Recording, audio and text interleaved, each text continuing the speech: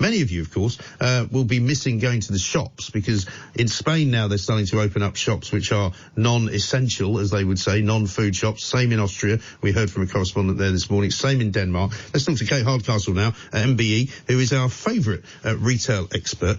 Kate, now, I don't know if I mentioned this before. I didn't know you had an MBE. I did, yes. Where'd you get an MBE then? In the back pocket.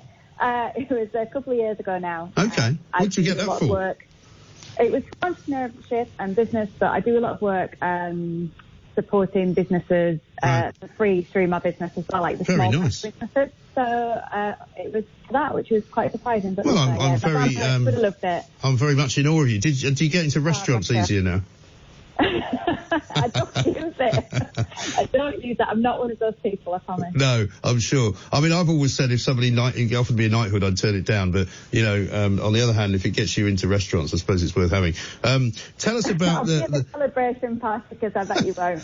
I mean, it's one of those, don't you know who I am? Is it? I've got an MBE, you know. Would you please let me have a nice table? But you're making me blush now. Stop it. Exactly. What's the story going on now in the high street? Because obviously, I mean, one of the things I've been saying to people is that, you know, who are full of doom and gloom about the economy, and of course it's very, very difficult for people at the moment, and for many small businesses even more difficult. But I mean, the high street wasn't in the finest of shape before all this happened, and I wonder whether as we emerge from it, with government backing and with sort of economical boosts from the government and cash being injected into the place, whether it might actually have some kind of resurgence which might end up being better.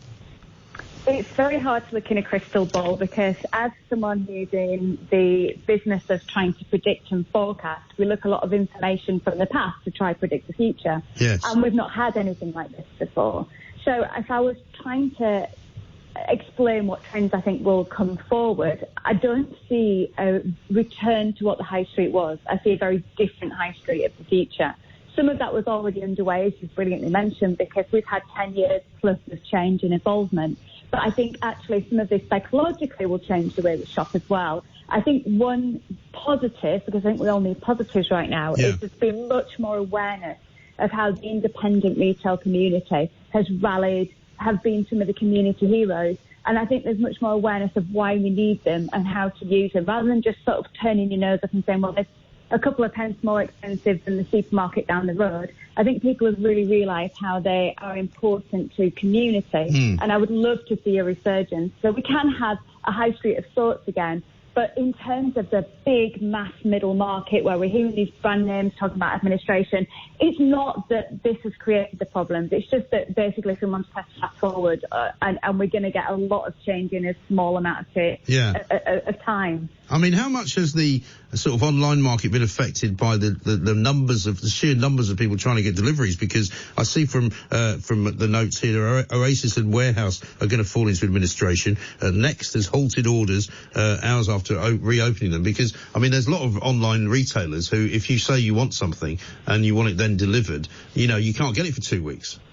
Yeah, so there's a lot of things going on there, Mike. There's quite a few different stories and lots of different things happening in terms of the retail landscape. So first and foremost, there has been some trends in terms of what people are buying.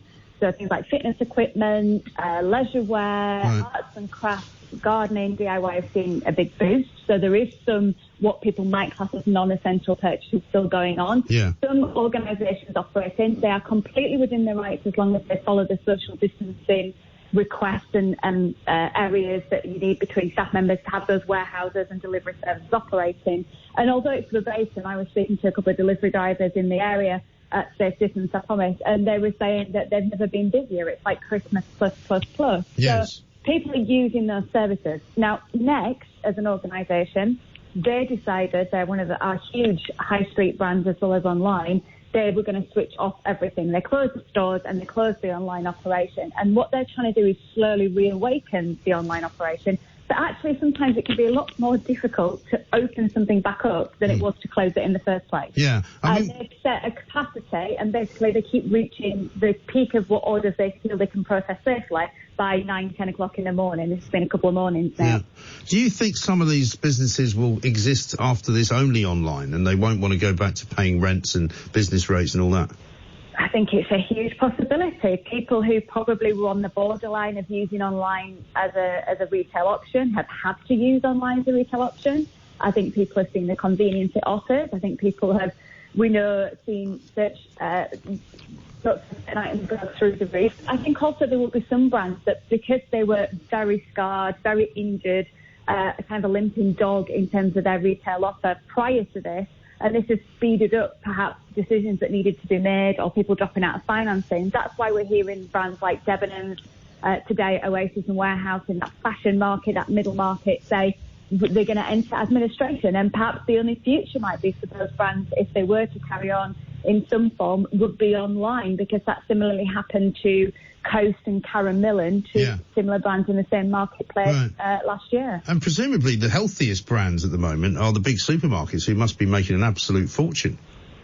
Well, I am going to just put an ultimate point here in that those supermarkets, and I'm not saying they've done everything brilliantly, but they made a commitment to feed the nation, and they've done that in the main. I think have had a lot more operational costs and a lot of operations to create that security of people still being able to go into the supermarket and pretty much buy what they needed, albeit maybe not the hand gel and the toilet rolls. And I don't think we've probably taken into account just what has gone on behind the scenes for that to happen. So yes, they've had a huge boost. We're not eating in cafes or restaurants. We're not going out to work and buying the sandwich snack from the shop around the corner. So we are buying more in the main from them. But I think also they have had huge costs to be able to keep doing what they've been doing in these unprecedented times. So yes, they're going to have seen a boost, but yes, they'll also see huge operational costs in what they've done. Yes, exactly right. Well, Kate, thank you very much indeed. Kate Hardcastle there, talking about the problem that many retailers are going to have, not just now, but in the future.